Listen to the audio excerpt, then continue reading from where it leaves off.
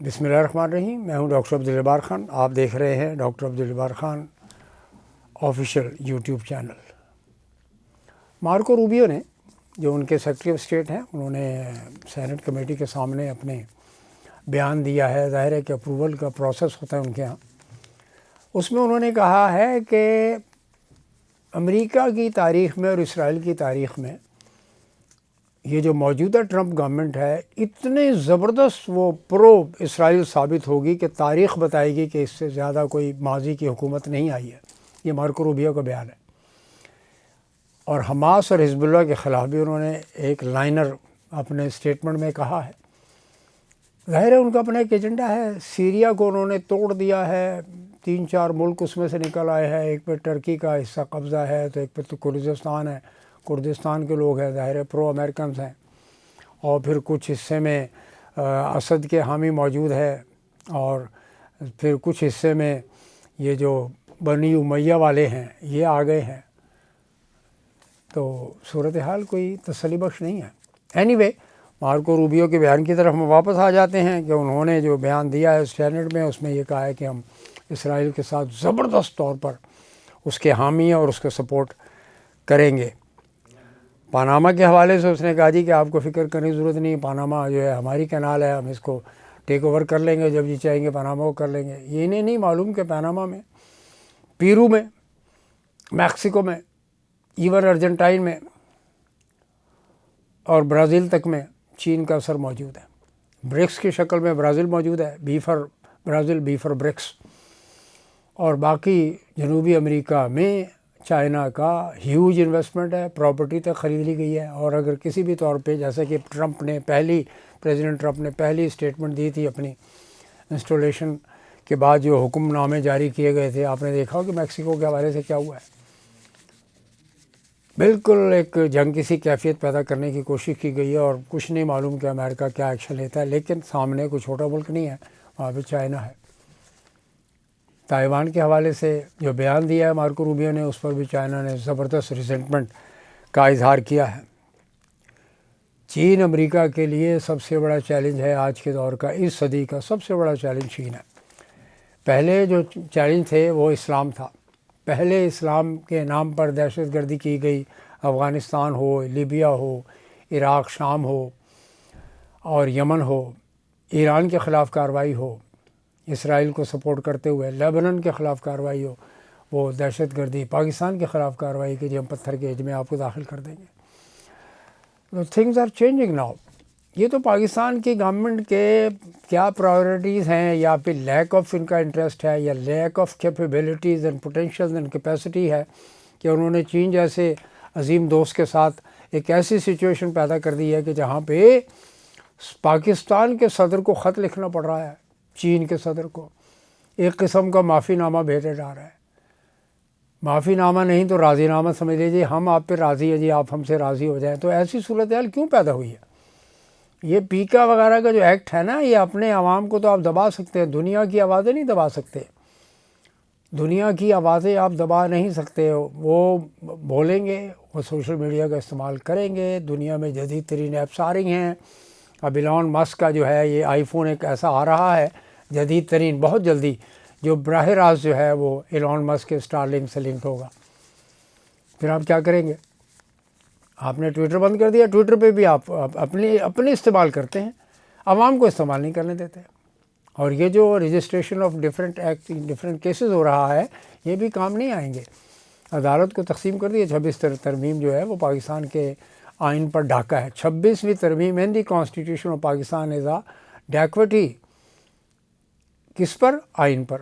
آئین پاکستان کو بدل دیا گیا ہے بالکل. اس کے اندر جو پروٹیکشن کا جو روح تھی اس کی، یعنی آئین کا جسم موجود ہے، روح نہیں ہے اس کے اندر.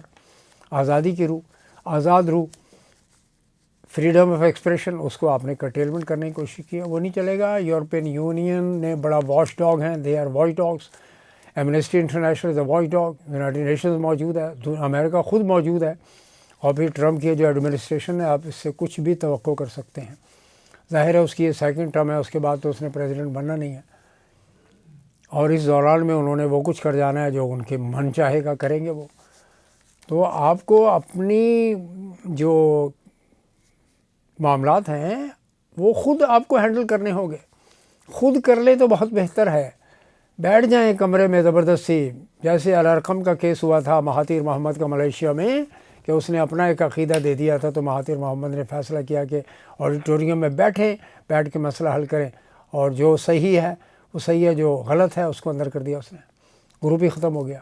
دیٹ اسٹیٹ آف افیئرس جو ہیں لانے پڑیں گے پاکستان میں. آپ کو ایک بیلنس کریٹ کرنا پڑے گا.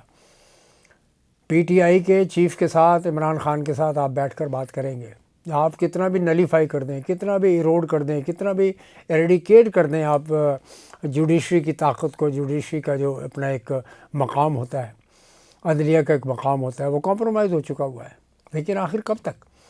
میں تو کہتا ہوں نا، آخر کب تک؟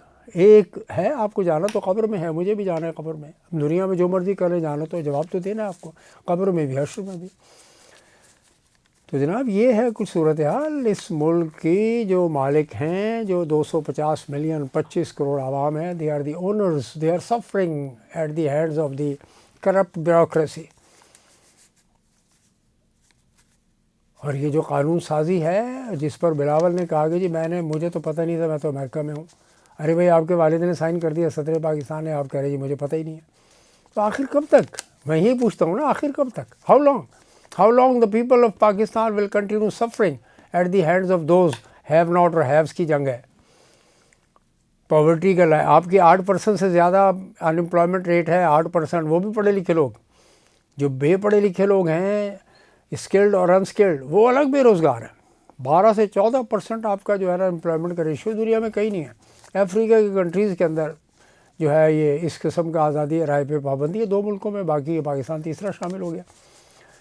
جو یہ کہتے ہیں کہ جی ہم جو ہے بہت ہی وائبرنٹ ملک ہیں، نیوکلیئر ملک ہیں، نیوکلیئر اسلامک ملک ہے، the only country in the world, Islamic world. تو بھائی اس کے لیے تو پھر دنیا بول پڑے گی نا، دنیا اکٹھی ہو جائے گی، یکجا ہو جائے گی. ایک آواز، ٹرمپ کو ایک آواز دینی ہے، ساری دنیا اکٹھی ہو جائے گی. اور ہم افورڈ ہی نہیں کر سکتے اگر ٹیکسٹائل کے $10 بلین کی آپ کے اوپر کرٹیلمنٹ آ گئی ایکسپورٹ کی، FATF ٹائپ کی پابندیاں لگ گئیں آپ پر، پھر کیا ہوگا؟ تو قبل اس کے کہ تمہارے کندھوں سے چوکیدار ہٹا لیے جائیں، توبہ کر لو. یہ ہے حضرت علی کا فرمان. ہمیں توبہ کا مقام حاصل ہے، کر لینا چاہیے. اور حکمرانوں کو تو زیادہ کرنا چاہیے کہ ان کے ذریعے سے ہی معاملات آگے ٹرکل ڈاؤن ہوتے ہیں، نیچے تک اترتے ہیں، عوام تک سہولتیں اور تکلیفیں حکمرانوں کے ذریعے پہنچتی ہیں. ہیلتھ، ایجوکیشن، فوڈ، راشننگ، آٹا، چینی، بجلی، gas, health facilities, educational problems, یہ سب وہ مسائل ہیں جو کمپلیکیٹ ہوتے جا رہے ہیں، پیچیدہ ہوتے جا رہے ہیں، کمپاؤنڈ، مرکب ہوتے جا رہے ہیں. اور عوام اس سے زیادہ ظاہر ہے برداشت کرنے کی صلاحیت اب نہیں رکھتے. تو ان تمام سیکٹرز کو جس کی میں نے آپ کی خدمت میں عرض کیے ہیں، اس کے لیے ٹاسک فورس بنایا جائے، ایڈوائزریز بنائی جائے، بیٹھ جائیں اور اس سے پہلے سزا دیں نا ان کو. آپ تو خود میرا خیال ہے سزاوار بن جائیں گے اگر 47 کی بات ہوگی تو. 47 کا ایشو ابھی تک، یہ جو نئے چیف جسٹس صاحب آئے ہیں ابھی تو چند مہینے چند ہفتے ہوئے ہیں، ابھی تک تو کوئی ایسی صورتحال سامنے نظر نہیں آئی ہے جس کی بنیاد پر یہ کہا جا سکے کہ انصاف عوام کو ملے گا. بڑوں کو عوام نہیں مل رہا ہے انصاف، تو مجھے اور آپ کو کیسے ملے گا؟ یہ وہ سوالات ہیں ناظرین جو میں چھوڑ کے جا رہا ہوں. اگلے پروگرام تک انشاءاللہ doctor Abdul Jabbar Khan official YouTube channel سے اجازت دیجیے، پھر انشاءاللہ ملاقات ہوگی. اس کو سبسکرائب کیجیے، شیئر کیجیے، کمنٹ کیجیے. والسلام.